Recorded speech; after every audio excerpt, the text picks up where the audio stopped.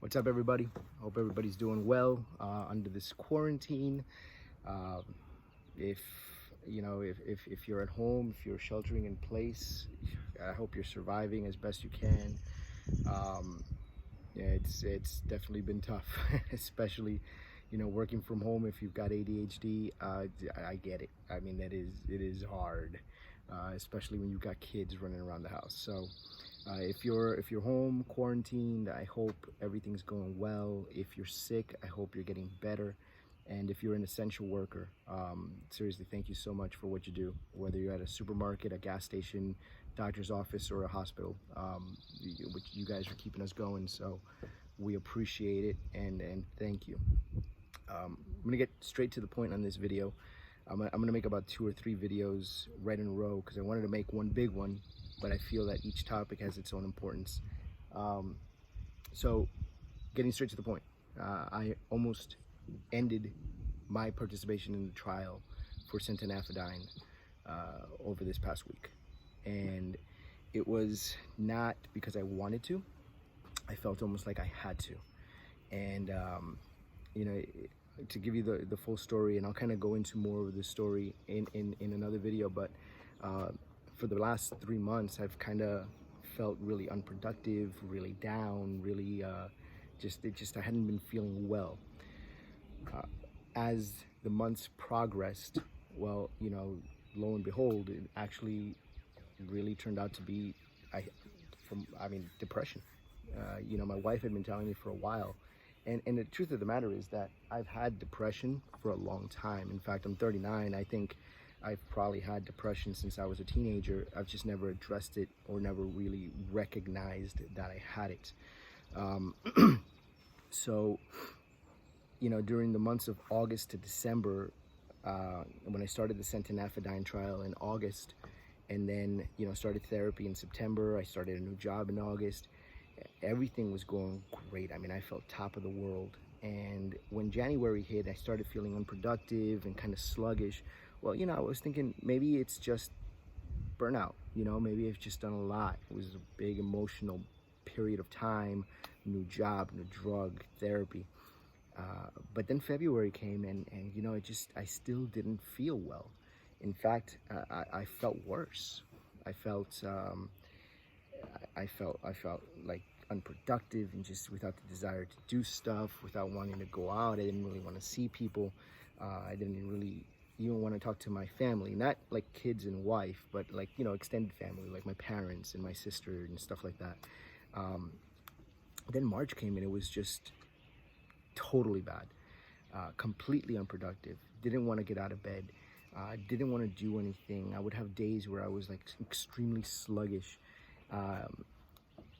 And the worst part, because depression doesn't manifest the same in everybody, and I'll make another video about this, but for me, part of my depression comes as irritability and anger. So I spent most of the month of March just simmering in anger at stupid things, and I was snapping at my kids and snapping at my wife. And the breaking point came 2 weeks ago when my wife and I had an argument, and I don't know what she said. I honestly I don't know why. It's just I snapped. I had a breakdown. I had a complete breakdown, and I punched holes in the wall.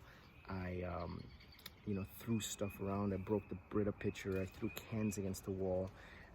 I yelled and I screamed, and I was, yelling about how I didn't want to exist, and it was better if I wasn't here, and, that I should just, end it all. And it was just really illogical, and it was very illogical speech.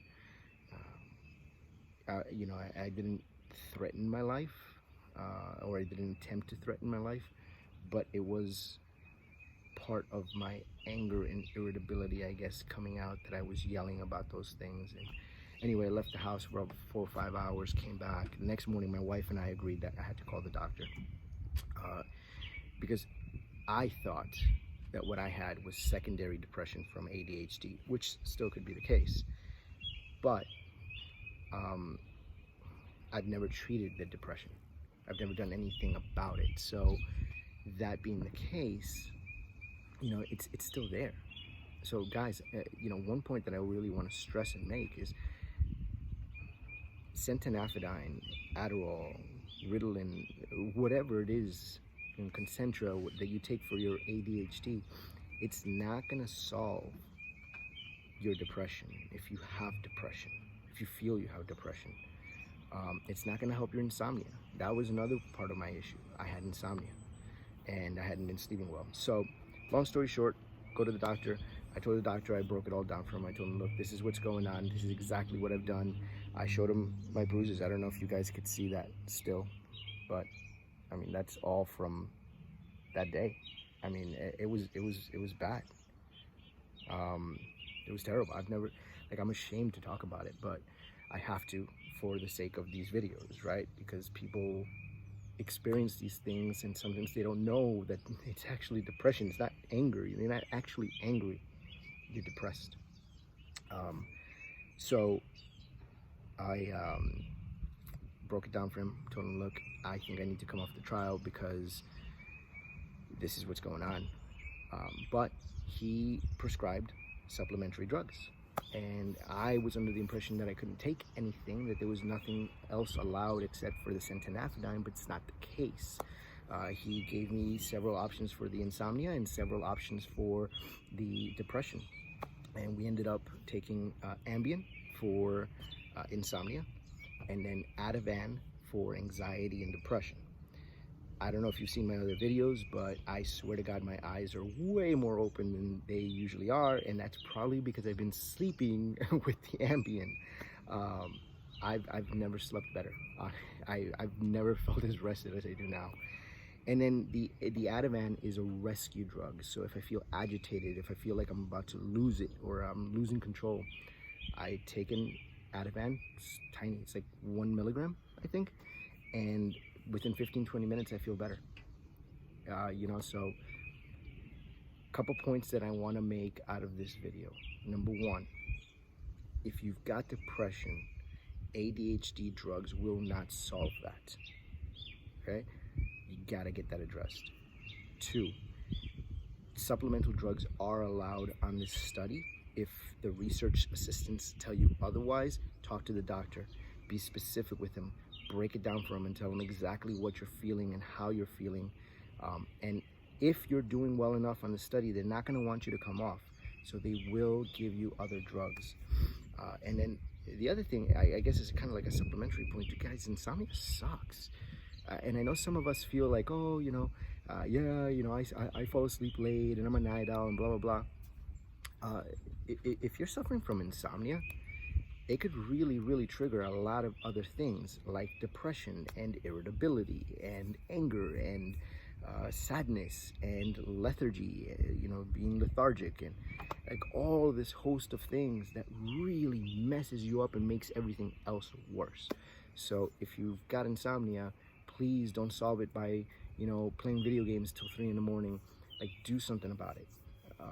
I've learned that the hard way. Mostly because my wife has kicked my ass into understanding that, and now that I'm on the Ambien, I feel better. So guys, I hope this helps. Keep those points in mind, and I'm gonna make some other videos right now that will address a couple of other topics, but otherwise, guys, I hope you're all safe. If anybody's got any questions, you all know, reach out, feel free to comment, and like the channel, subscribe. Thanks, bye.